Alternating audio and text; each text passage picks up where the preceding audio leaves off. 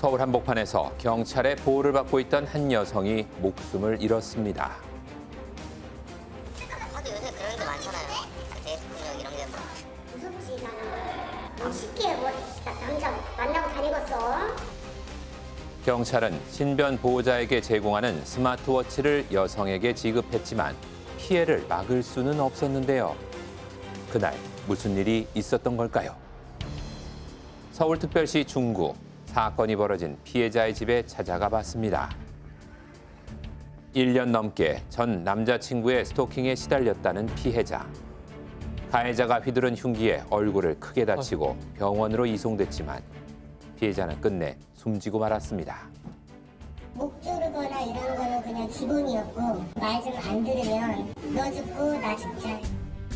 매주 피해 여성을 찾아온 가해자. 심지어 흉기를 든 적도 있었다고 하는데요. 이에 피해자는 경찰에 신변 보호를 요청했지만 스토킹은 계속됐습니다. 그 집으로 다시 돌아가기엔 너무나 위험한 상황이잖아요. 제가 회사도 같이 아침에 출근하고 집에 올 때도 같이 이제 들고 오고 그렇게 했던 상황이죠. 19일 흉기를 들고 찾아온 남성을 발견한 피해자는 스마트워치를 눌렀습니다. 구조 요청을 받은 경찰은 현장으로 즉시 출동했는데요. 요청 당시 피해자의 위치로 표시된 곳은 명동 일대. 명동이 관할 지역인 남대문 경찰서에서 신고 위치로 출동했지만 피해자를 찾을 수는 없었습니다. 왜냐하면 실제 사건이 일어난 곳은 명동과 500m 떨어진 피해자의 집이었기 때문입니다. 당시 사건을 목격한 시민의 신고로 119 구급대가 먼저 현장에 도착했고요. 최초 신고 12분 뒤에야 경찰이 도착했습니다. 가해자는 이미 도망간 뒤였고 상황은 모두 끝나 있었습니다. 과학수사에 오면 문제가 있거나 생각을 하잖아요. 뭐 문제 있나? 그냥 그러고 있는데 다음 날에 곧바로 뉴스가 나온 거죠. 경찰은 왜 엉뚱한 곳으로 출동한 걸까요? 스마트워치 이 발신 표시가 바로 명동으로 떨어졌거든요. 발신 지점에서 500m 정도 떨어진 지점으로 안내를 해버리는 형태. 그래서 결국 남대문 경찰서에서 출동을 했고 2차적으로 공조 끝에 중부 경찰서에서 출동을 하게 되는 그런 안타까운 일이 벌어진 것이죠. 피해자와 500m 떨어진 곳을 가리킨 스마트워치. 그 이유가 궁금해집니다. 위치가 정확하게 찍히는지 확인 한번 해보려고 합니다. 전문가의 도움을 받아 실시한 실험. 과연 위치를 정확히 나타낼 수 있을까요? 그런데 GPS를 기반으로 한 위치 추적기는 실제 위치와 약 50m의 오차가 발생하는 걸 볼 수 있었습니다. 정확하지가 않죠. 지금 위치적인 이 위치를 나타내주고 있는데 실제 있는 위치는 저쪽 건물 저 반대편 쪽에 있습니다. 이름과 달리 정확한 위치를 파악할 수 없는 위치 추적기. 왜 이런 일이 발생한 걸까요?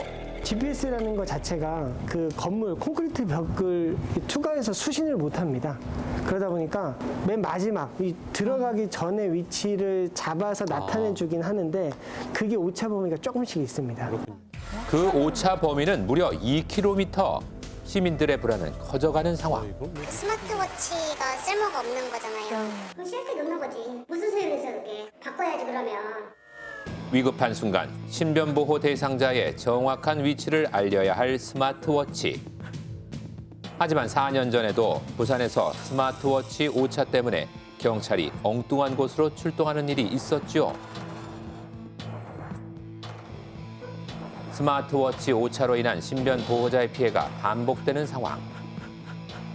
우리가 흔히 사용하는 스마트폰처럼 실내에서도 위치 추적이 가능한 방법은 없는 걸까요?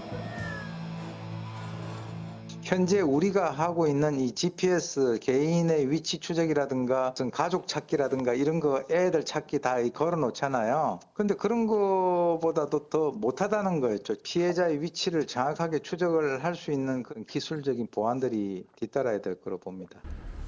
스마트워치가 제대로 작동했다면 가까운 경찰서에서 현장까지는 도보로 3분 거리. 큰 피해를 막을 수 있었다는 지적이 나오는 이유입니다. 경찰은 스마트워치 오차를 줄이기 위해 새로운 신변보호 위치 확인 시스템을 개발했는데요. 기지국과 와이파이, GPS로 동시에 위치를 파악해 정확도를 높이는 방식으로 현재 스마트폰에서 사용하는 방식입니다.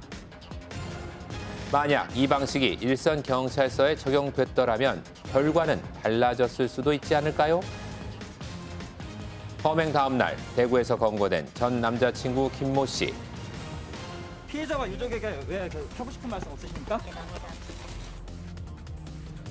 스토킹 처벌법 시행 후에도 스토킹은 계속되고 있습니다. 경찰의 신변 보호가 필요한 사람들도 꾸준히 증가하는 추세인데요. 이번 사건으로 한계가 드러난 경찰의 스마트워치. 이에 피해자 구조를 위한 다양한 방법을 제시하는 전문가들. 집 주소에도 이제 사람이 가고, 그리고 이제 신호가 잡혀 있는 거기도 가고, 양쪽으로 같이 출동을 했으면 좀 더 신속하게 빨리 대응할 수 있지 않을까 이런 아쉬움이 있거든요. 신변 보호자를 지키지 못한 경찰. 스토킹 피해자들은 여전히 두려움에 떨고 있습니다. 올해 10월 21일 스토킹 처벌법이 시행됐지만 실효성이 떨어진다는 지적이 이어지는 상황. 스토킹 가해자보다 더 가까이에서 피해자를 지키는 대책 마련이 시급합니다. 스토킹 처벌법이 입법되기 전에 스마트워치를 그대로 사용을 하고 있으니 이게 지금 준비가 충분히 됐다고 보기가 어렵다는 거죠. 지난 6개월 동안 대체 정부기관에서 뭘 했느냐, 스토킹 처벌법이 제대로 실효를 내기 위해서 그걸 따져 물어야 되는 거죠. 스토킹 피해자들의 구조 신호 스마트워치. 빠른 개선으로 신속하고 정확하게 피해자를 지킬 수 있길 바랍니다.